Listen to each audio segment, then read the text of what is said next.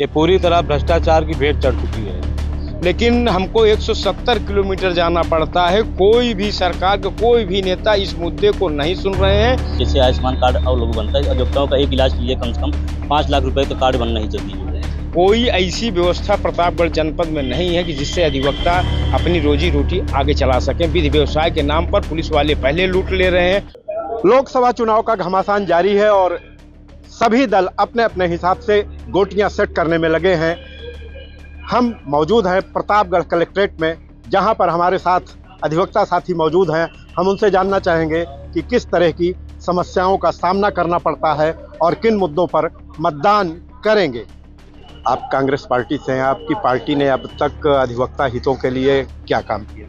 हमारी पार्टी 1989 के बाद हमारे पार्टी की सरकार उत्तर प्रदेश में नहीं बनी। इस प्रकार लगभग 35-36 साल हो गया हम उत्तर प्रदेश में सत्ता से बाहर हैं। उसके पहले हमारी पार्टी ने 1989 के पहले, जहां तक मुझे जानकारी है, अधिवक्ताओं के लिए बहुत से काम हुए, अनेक योजनाएं लागू की गई। और जो यहाँ आपको कलेक्ट्रेट में दिखाई पड़ रहा सेट वगैरह, ये सब कांग्रेस सरकार का ही बनवाया हुआ है 89 के पहले का। वर्तमान में मैं आपसे बताना चाहता हूँ कि मैंने एक बिल्डिंग और निर्माण कार्य चल रहा है। एक बिल्डिंग का निर्माण कार्य चल रहा है। उसके लिए 2-3 साल पहले तत्कालीन कानून मंत्री ब्रिजेश पाठक जी आए थे, उन्होंने उसका पैसा दिया था। लेकिन ये बिल्डिंग जो आपको दिखाई दे रही है, ये पूरी तरह भ्रष्टाचार की भेंट चढ़ चुकी है। तो अधिवक्ताओं के लिए जो सुविधाएं सरकार द्वारा मुहैया कराई जाती हैं, वो भी फलीभूत धरातल पे नहीं होती हैं।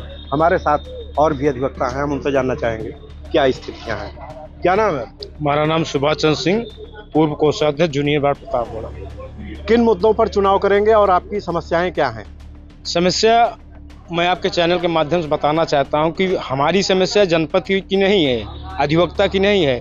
पूरे प्रतापगढ़ के जो लोकसभा विधान क्षेत्र है, चाहे 2 है, दोनों का, कि हाई कोर्ट यहाँ से 60 किलोमीटर, लेकिन हमको 170 किलोमीटर जाना पड़ता है। कोई भी सरकार के कोई भी नेता इस मुद्दे को नहीं सुन रहे हैं।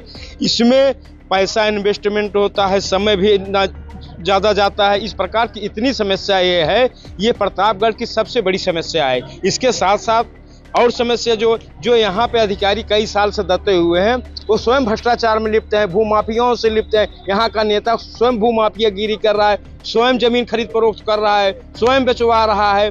मतलब ये कौन नेता है? ये आप हमारे जैसे सदर विधायक हैं, ये खुद इनका बेटा जो है जमीन खरीदता है, बेचता है। इनके पिछलग्गू लोग हैं जो तमाम प्रकार के अपराध कर रहे हैं, और सांसद भी उसमें भी सम्मिलित हैं। उसके बाद यहाँ 2 भाजपा के नेता, 3 हैं, 2 विधायक, बाकी इसीलिए सारे यहाँ अधिकारी जमे हुए हैं और रोटी खूब खा रहे हैं। फाइलें गायब हो रही हैं, कोई किसी से कोई मतलब से भैंस चल रही हो, खेत वही प्रकार यहाँ की राजनीति। तो तमाम तरह की समस्याओं से जकड़े हुए यहाँ के अधिवक्ता किन परिस्थितियों में प्रैक्टिस कर रहे हैं और अपना घर चला रहे हैं?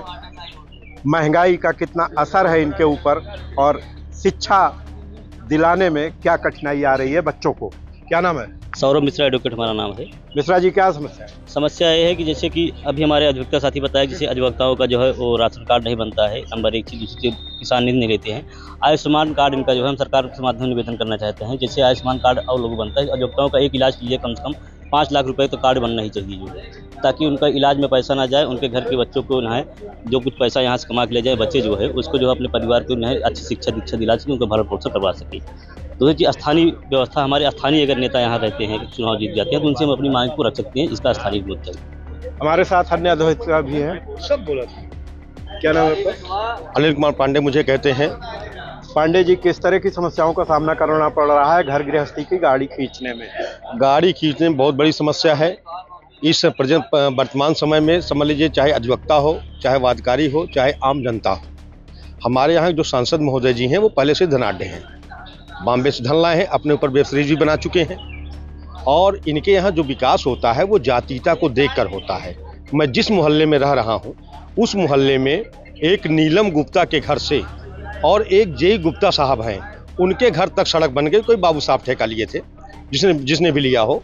और मैंने जब पूछा कि अगला बजट आएगा तब होगा, महंगाई का कितना असर पड़ रहा है? महंगाई का असर तो बहुत पड़ रहा है, लेकिन महंगाई समय समय के अनुसार महंगाई घटती और बढ़ती रहती है। ये तो जैसे बैंकों के अनुसार होता है। लेकिन अब ये कहते हैं कि महंगाई बहुत है तो कहने का मतलब ये है कि पैदावार भी होनी चाहिए। जब पैदावार होगी तो महंगाई घटेगी, पैदावार नहीं होगी तो महंगाई नहीं घटेगी। उसके कहीं न कहीं से परिणाम हम लोग भी देते हैं, क्योंकि जो जलवायु है, धूप, बरसात, पानी, ये सब पेड़ सरकारी संसाधनों से, बड़े बड़े भूमाफियाओं के मार्फत, बड़े बड़े नेताओं के मार्फत। वकील साहब, आपके क्या मुद्दे हैं? किस तरह का असर पड़ रहा है इस समय बच्चों की शिक्षा को लेकर? बच्चों की शिक्षा को लेकर तो इसकी चिंता की बात है ही है। उसमें किसी प्रकार अपना जीविकोपार्जन चलाया जा रहा है। महंगाई तो मान लीजिए बढ़ती रहती है, फिर भी कुछ राहत है। लेकिन कोई ऐसी व्यवस्था प्रतापगढ़ जनपद में नहीं है कि जिससे अधिवक्ता अपनी रोजी रोटी आगे चला सकें। विधि व्यवसाय के नाम पर पुलिस वाले पहले लूट ले रहे हैं, अपराधियों को पहले खंडित कर ले रहे हैं, FIR आ ही नहीं पा रहा, बिल के हाँस कराएंगे। ये तमाम प्रकार की समस्या है।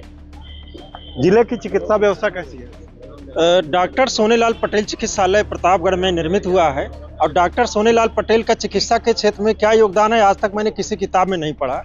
लेकिन अगर उनके नाम के अस्पताल में पहुंच चाहिए तो वहां पर केवल 2 इंजेक्शन है, चाहे आपको हार्ट अटैक हो, चाहे स्टोन हो, चाहे पेट हो। 2 इंजेक्शन डॉक्टर साहब बताते हैं 2 ही है, और 2 इंजेक्शन इसलिए एक डबल इंजन की सरकार है। 2 इंजेक्शन के अलावा तीसरा इंजेक्शन नहीं है। स्वास्थ्य व्यवस्था पूरी तरीके से एकदम जर्जर, खराब, जितनी खराब से खराब हो सकती है वो है। कोई इलाज नहीं है। अगर कोई अधिवक्ता चला गया तो सीधा प्रयागराज रिफर कर देते हैं। हो सकता है वहाँ जीवित पहुँच जाए, और नहीं जीवित पहुँचेगा तो वहाँ पर अपना अंतिम संस्कार करा देगा। ये जनपद की स्वास्थ्य व्यवस्था है, बहुत ही खराब व्यवस्था। रसोई का बजट कैसा चल रहा है? बहुत बढ़िया बात आपने किया। तो रसोई के बजट के बारे में पिछले 10 साल से हम मूल्यांकन करते हैं। 2014 में सिलेंडर 412 रुपये का था। हालांकि ये सवाल महिलाओं का होना चाहिए, लेकिन खरीदते हम लोग ही हैं, बता देंगे। 2014 में 412 रुपये एक सिलेंडर था, और अभी 1 महीने पहले तक सिलेंडर 1100 रुपये का था। माननीय जो हमारे सरकार के ड्राइवर हैं, उन्होंने चुनाव को देखते हुए सुना है कि 100 रुपये का डिस्काउंट किया है, और चुनाव खत्म होते ही 500 रुपये की ग्रोथ आएगी। ठीक है, हमारे राजा ऐसे हैं जो खाली अपने मित्रों को देश की सारी संपत्ति सौंप चुके हैं, और उनकी योजना किसानों को भी उनको सौंपने की थी। हालांकि किसान उनसे ज़्यादा पढ़े लिखे हैं, इसलिए इस चालाकी को अच्छी तरह समझ गए। उनके लिए इस वर्तमान सरकार ने कीले गड़वाया, कीले। पता नहीं वो लोहे की थी, सोने की थी, चांदी की थी। हालांकि स्वागत बढ़िया करती है सरकार। अब आप सोचिए कि उन लोगों के लिए कीले गड़ रही हैं जिनकी बदौलत भारत देश की GDP अभी तक बची हुई है।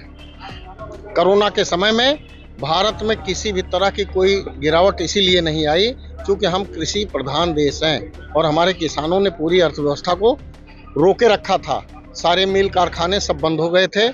इसके बावजूद भी उन्हीं को हमारे माननीय मुखिया महोदय शोषण कर रहे हैं, उनके विरुद्ध मुकदमे लिखे जा रहे हैं, उनके ऊपर रबर की गोलियां मारी जा रही हैं, आंसू गैस के गोले छोड़े जा रहे हैं जैसे वो पाकिस्तान से आए हुए हैं। ये एक भी असर नहीं पड़ेगा, क्योंकि अब चुनाव पे आने के बाद हर पार्टियां अपनी अपनी बात बताती हैं, वो भी अपना बता रहे हैं। उनको भाई रही बात नंबर देने की, सरकार को चलो 100 में 100 देंगे, इनको माइनस में 0 में माइनस में इनको हम देंगे। सांसद को जो 0 होता है उसमें माइनस होता है, उसमें माइनस में 0 इनको हम नंबर देंगे।